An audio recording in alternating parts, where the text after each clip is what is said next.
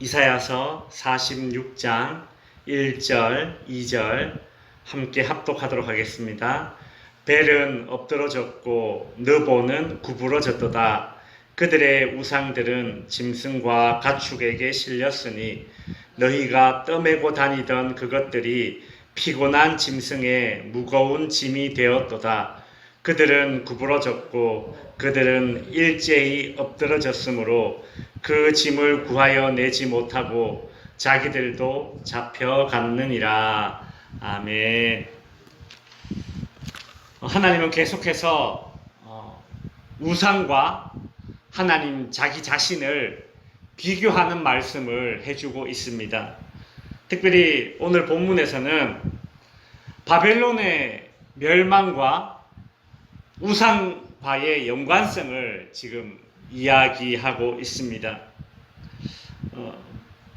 바벨론의 멸망이 예언되고 있습니다. 하나님은 바벨론의 멸망을 예언하시면서 가장 먼저 바벨론의 우상들이 구부러질 것이다, 엎드러질 것이다, 이제 그런 예언을 하십니다. 1절에 보면 벨은 엎드러졌고 느보는 구부러졌도다. 그들의 우상들은 짐승과 가축에게 실렸으니 너희가 떠매고 다니던 그것들이 피곤한 짐승의 무거운 짐이 되었도다. 여기서 벨과 느보라는 그 우상의 이름이 나옵니다. 바벨론 사람들이 섬기던 우상입니다. 벨은 주인이라는 뜻을 가졌고 벨을 다른 말로 바알이라고 합니다. 우리가 바알신, 아세라신, 그 이스라엘 백성들이 그렇게 우상 숭배했던 그 바알과 바알의 다른 이름입니다. 벨.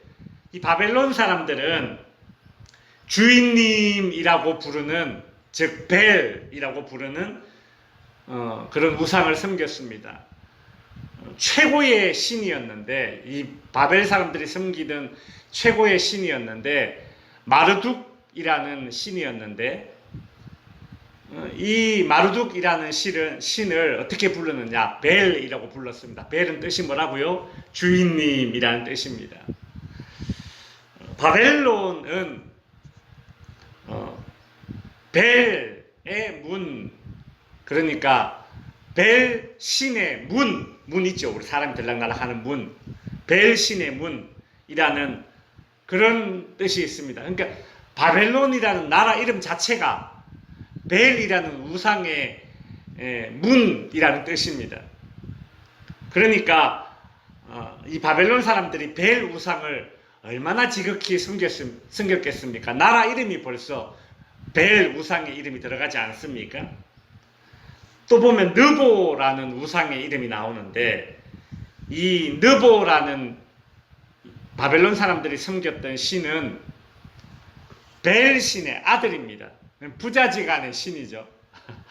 그 부자지간의 신 가운데 벨 신이 최고고 그 밑에 이제 아들 신이 있는데 느보라는 신입니다. 이 느보라는 신은 지혜와 지식을 담당하는 그런 신으로 섬겨졌습니다. 이 바벨론 사람들은 벨과 느보라는 우상을 얼마나 좋아했는지, 귀하게 섬겼는지, 떠받들었는지 모릅니다. 얼마나 벨신과 느보신을 좋아했으면 이름을 지을 때 벨신과 느보신의 이름을 넣어서 자기의 이름을, 아들, 자녀들의 이름을 짓습니다. 여러분, 다니엘서 1장에 보면 다니엘이 이제 바벨론의 포로로 끌려가지 않습니까?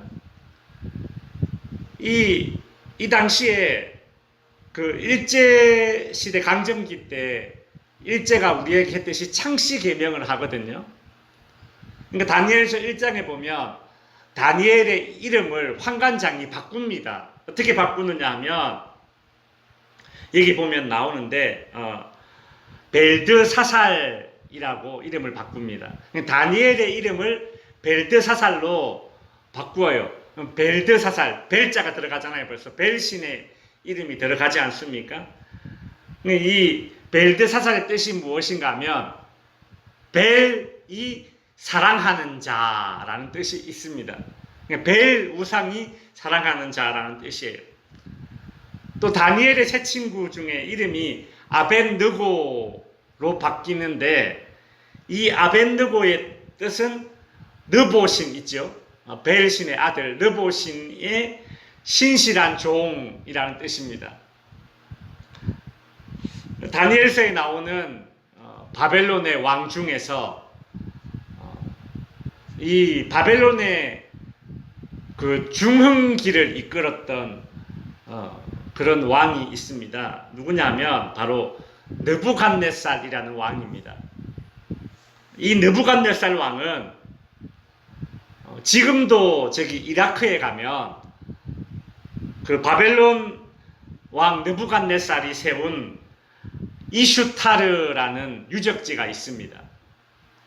이 이슈타르라는 유적지를 느부갓네살이 세웠는데 이 느부갓네살 왕이 이집트에 침략을 해서 이집트의 나일강 유역을 점령하게 됩니다. 그러니까 이 느부갓네살 왕은 티그리스강, 유브라테스 강도 자기 것이었고 이제 애굽의 나일강까지 자기 것으로 만든 거예요. 그러니까 이 바벨론 왕들 중에 가장 힘있고 강력한 지도자로 그렇게 역사적으로 이해되고 있습니다. 이 나일강 유역을 차지하고 난 이후에 이슈타르라는 그런 유적지, 지금까지 남아있는 이 유적지를 세운 왕이 바로 이 느부갓네살 왕입니다.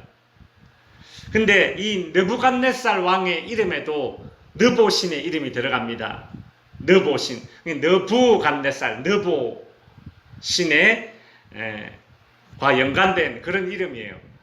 그러니까 어떤 이름이 있느냐면 느부갓네살 왕의 뜻은 무엇인가 하면 느보신이 국경을 지켜주었다. 그런 뜻을 그런 뜻의 이름으로 이 왕의 이름을 지었습니다. 벨과 느보라는 우상은 이처럼 나라 이름에도 들어가고 사람 이름에도 들어가는 그런 우상입니다. 특별히 이 왕의 이름에 들어갈 정도니까 그들이 얼마나 이 우상을 떠받들었는지 우리가 짐작할 수 있죠. 이 벨과 느보라는 우상은 바벨론 사람들의 정체성이고 자신들의 전부입니다. 그런데 이 벨과 느보라는 우상이 오늘 본문 1절에 보면 어떻게 됩니까? 구부러졌도다 라고 되어 있어요. 구부러졌다라는 말은 그냥 팍 엎어졌다라는 뜻이죠. 여러분, 우상은 최대한 잘 보이는 곳에, 높은 곳에 보란듯이 세워주죠. 그런데 바벨론 사람들의 정체성이요 전부인 이 벨과 느보 우상이 구부러졌다라는 것이 무엇을 의미하겠습니까? 나라가 망했다라는 것입니다. 나라가 망했다. 저는 이 본문을 이렇게 읽으면서 북한이 생각이 났습니다. 벨과 느보, 그 부자지간 우상이라 그랬잖아요. 북한에 가면 평양 만수대 언덕 위에 김일성 우상이 있고 김정은 우상이 있습니다. 높이가 20m가 넘는 엄청난 우상이 두 개가 부자지간의 우상이 딱 세워져 있어요. 이 북한 사람들이 꽃을 그 앞에 바치고 막 90도로 구부려서 절을 합니다. 이 우상이에요. 우상화 작업을 한 것이죠. 북한에서 이 김정은, 김일성 우상을 얼마나 끔찍히 대하느냐 하면 20m가 넘는 이 큰 동상이 유사시에 땅속으로 싹 들어갑니다. 밑에 아주 큰 기계 장치를 해가지고 뭐 전쟁이 나거나 어떤 위협이 있으면 이 김일성 우상, 김정은 이 동상이 땅속으로 싹 들어가게 그렇게 장치를 해놨다고 해요. 얼마나 지극정성으로 이 부자지간 동상을 섬기고 있습니까? 근데 보십시오. 북한의 이 김일성, 김정은 동상이 푹 넘어진다는 게, 부셔진다는 게 상상이 됩니까? 언제 그렇게나 되겠습니까? 북한 정권이, 이 독재 정권이 망하지 않고서야 어떻게 그런 일이 일어나겠어요. 그죠? 북한의 김일성, 김정은보다 더 위대하게 바벨론에서 추앙받던 것이 이 벨과 느보 우상이었습니다. 이 벨과 느보 우상이 오늘 본문에 보면 넘어졌다라고 하죠. 이것이 어떻게 가능한가? 이사야 45장에서 역사를 주관하시는 하나님에 대해서 하나님이 말씀하셨지 않습니까? 하나님은 인간의 모든 역사를 주관하시는 하나님이시기 때문에 하나님께서 바사의 고레스 왕을 일으켜서서 벨과 느보 우상이 푹 꼬그라지도록, 즉 바벨론이 망하도록 하신다는 것입니다. 바벨론 사람들의 전부였던 이 벨과 느보 우상은 바사의 고레스 왕이 침공했을 때에 이 바벨론 사람들을 지켜주지 못했습니다. 당연하죠. 왜 그렇습니까? 우상이기 때문에, 무능하기 때문에 그렇습니다. 그뿐만이 아니었죠. 오늘 보면 1절에 보면 참 이 재밌는 표현이 있죠. 그들의 우상들은 짐승과 가축에게 실렸으니, 너희가, 여기서 너희는 바벨론 사람들입니다. 바벨론 사람들이 떠매고 다니던, 아주 막 애지중지하던 그 우상들이 피곤한 짐승의 무거운 짐이 되었도다. 바벨론 사람들이 바사의 고레스 왕에게 패해서 이제 노예로 사로잡혀가는 그런 일이 일어날 것인데, 바로 그때 바벨론 사람들이 섬기던 이 벨과 느보 우상은 짐승과 가축에게 실려가는 무엇이 된다? 무거운 짐짝이 될 것이다. 그리 말하고 있습니다. 사무엘상 5장에 보면 하나님의 언약궤가 블레셋에 이제 넘어가는 일이 있는데, 그때 이 블레셋의 우상이었던 다곤 신상이 살아계신 하나님의 이 언약궤 앞에 팍싹 엎드러지는 일이 일어났습니다. 블레셋 사람들은 바로 이때에 이 하나님의 법궤를 감당하지 못해서 다시 이스라엘로 돌려보냈던 일이 있었죠. 이 일로 인해서 오히려 블레셋 사람들은 하나님의 살아계심을 알게 되었습니다. 하나님은 하나님 자신의 살아있음을, 능력을 그렇게 충분히 보여주십니다. 그러나 바벨론의 이 벨과 느보 우상은 그렇지 못합니다. 그럴 능력이 없습니다. 한낱 우상에 불과하기 때문에 이 바벨론 사람들이 망했을 때에, 제일 힘든 그 시기에 오히려 그들에게 무거운 짐짝이 되었다. 그리 말하고 있습니다. 이제 말씀을 마칩니다. 바벨론 사람들이 그렇게 애지중지했던 이 벨과 느보 신상은 고레스 왕의 침공 때에 바벨론 사람들을 지키지 못하고 오히려 바벨론 사람들을 피곤하게 만드는 무거운 짐이 되었다라고 합니다. 여러분, 이것이 우상의 실체입니다. 우상들은 무거운 짐이 되었도다. 이것이 오늘 하나님의 메시지죠. 여러분, 우상이 무엇입니까? 우상의 실체가 무엇입니까? 우리가 하나님보다 더 의지하는 것이 있다면 그것이 우상이라는 것을 우리는 알고 있지 않습니까? 우리는 위기의 상황 때에 무엇에 내 마음을 두고 있습니까? 의지하고 있습니까? 기대고 있습니까? 이 벨 우상이 아주 강한 힘을 지녔다고 여겼던 마르둑이라는 신인데, 위기의 상황 때에 바벨론 사람들에게 힘이 되었습니까? 그렇지 못하죠. 이 느보라는 우상이 지혜와 지식을 담당한다는 신이었는데, 위기의 상황 때에 이 바벨론 사람들에게 지혜와 지식이 되어 주었습니까? 아니죠.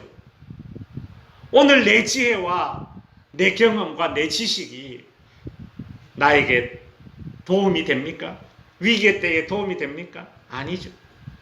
하나님보다 더 의지했던 것이 오히려 무거운 짐이 되더라. 오늘 말씀의 교훈을 가슴 깊이 새기고, 우리가 위기의 때에는 오로지 하나님께만 우리의 마음을 쏟고 기댈 수 있는 저와 여러분이 될 수 있기를 바랍니다. 기도하겠습니다.